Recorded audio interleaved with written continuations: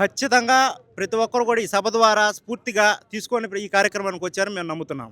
ఎందుకంటే ప్రధాన ప్రతిపక్షాలన్నీ కూడా కేవలం ఓట్ బ్యాంక్ కోసం బీసీలను వాడుకుంటున్నారు తప్పితే ఎక్కడా కూడా వీరి బాగోగుల గురించి కానివ్వండి, వీరికి జరిగేటటువంటి అన్యాయాల మీద కానివ్వండి, ఎక్కడా కూడా ఏమాత్రం కృషి చేయకుండా కేవలం ప్రకటనల ద్వారా చేసుకుంటూ వాళ్ళ సొంత పత్రికల్లో విషప్రాతలు రాసుకుంటూ కుట్రలు చేసే ప్రయత్నం చేస్తున్నారు తప్పితే బీసీల గురించి ఏమాత్రం కూడా వీళ్ళు కృషి చేయట్లేదు. కాబట్టి ఈ రోజున ప్రధాన ప్రతిపక్ష పార్టీగా బీసీవై పార్టీ ఈ రోజున ఇంత భారీ బహిరంగ సభ ద్వారా ప్రజల్లో చైతన్యం తెచ్చి రాబోయే రోజులు బీసీల యొక్క ఆవశ్యకత ఏమాత్రం ఉందని చెప్పి ఈ సభను ఏర్పాటు చేసి ముఖ్యంగా చూసుకున్నట్టు ఈరోజు ప్రధానంగా 5 డిమాండ్లతో బీసీలకు రక్షణ చట్టం కానివ్వండి, బీసీ కులాలకు రాజధాని ప్రాంతంలో 1000 ఎకరాలు భూ కేటాయింపు అయితేనేమి, బీసీ కార్పొరేషన్లకు నిధులు కేటాయించి బీసీల యొక్క అభివృద్ధికి కృషి చేయాలని, అదేవిధంగా సమగ్ర కులగణను చేపట్టి విద్యా ఉద్యోగ స్థానిక సంస్థలన్నింటిలో కూడా 44% రిజర్వేషన్ కల్పించి వీరి యొక్క బాగోగుల కోసం కృషి చేయాలని ప్రభుత్వం దృష్టికి బలమైనటువంటి ప్రతిపక్ష పాత్ర పోషిస్తున్నటువంటి ఏకైక పార్టీ ఏదైనా ఉందంటే ఒక బీసీవై పార్టీ అని సందర్భంగా బీసీలకు ఇక్కడ ఇప్పుడు ఉన్నటువంటి 2 పార్టీలు కూడా అన్యాయం చేస్తలేదంటగా. మిమ్మల్ని అందరూ మంచిగానే చూస్తారు, కాకపోతే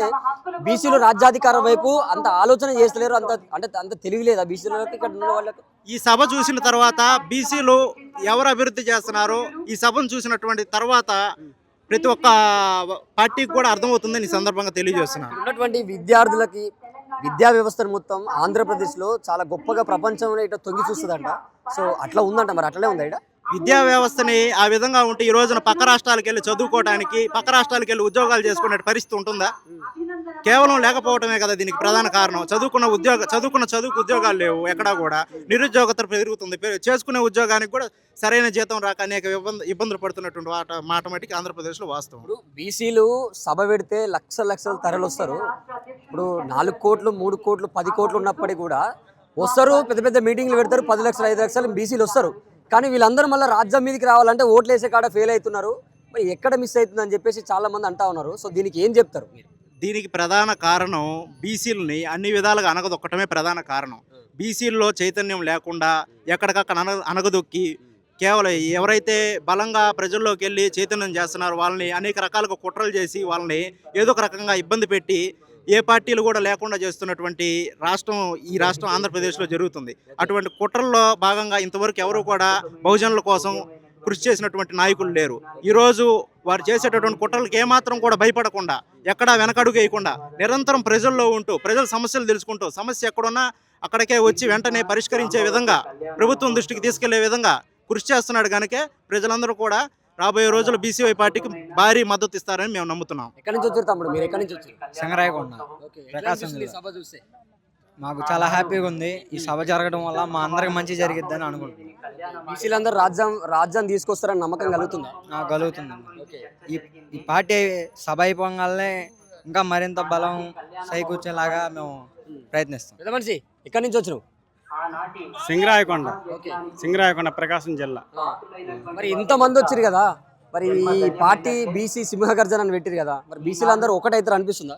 ఖచ్చితంగా ఒకటే అవుతారండి, ఖచ్చితంగా ఒకటే అవుతారు. సో ఏంది బీసీలందరూ కూడా ఒకటైతారా అంటారు?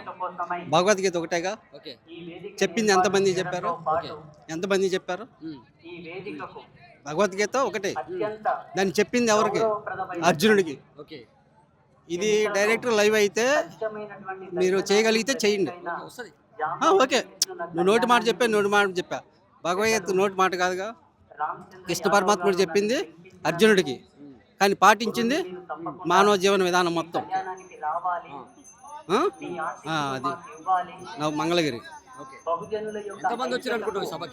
అంచనా వేయలేముగా, క్యాలిక్యులేషన్ వేయగలిగితే చెప్పడానికి అవకాశం ఉంది. బీసీలు రేపు ముఖ్యమంత్రి స్థాయికి వచ్చే అవకాశం ఉందంటారు ఆంధ్రప్రదేశ్లో? ఏ రాజకీయ నాయకుడికైనా మొట్టమొదటిసారి నువ్వు వేసావు చూసా క్వశ్చన్, ముఖ్యమంత్రి అయ్యే అవకాశం వచ్చిద్దా అని. అట్లా ప్రతి ఒక్కరికి వేసిన మీడియా క్వశ్చన్. ఇప్పుడు ఈయనకి వేసిన క్వశ్చన్ గతంలో స్టార్టింగ్ అందరికీ వేస్తారు, ఇప్పుడు అదే క్వశ్చన్ మీరే వేస్తారు. రేపు రోజు కాలం సమాధానం చెప్పింది. కాలం సమాధానం చెప్తే చూద్దామంటారు. అదే అందరికీ చెప్పినట్టే ప్రతి ఒక్కరికి కాలం సమాధానం చెప్పింది. మొట్టమొదటిసారి ఎవరి అవకాశం లేదు. అది ఇది అనేది ఈయన ఒక మొక్క పెట్టాడు. ఇది రామచంద్ర యాదవ్ కాదు, రామచంద్రయ్య బీసీ మీద ఒక మొక్క పెట్టాడు. ఆ వృక్షం అనేది ఇప్పుడు ఉన్న ఒక ఫ్యూచర్లో ఎప్పటికైనా సరే ఒక పెద్ద వృక్షం అయిపోద్ది. ఇలాంటి మరిన్ని వీడియోల కోసం మా యూట్యూబ్ ఛానల్ను లైక్ చేసి సబ్స్క్రైబ్ చేసుకోండి.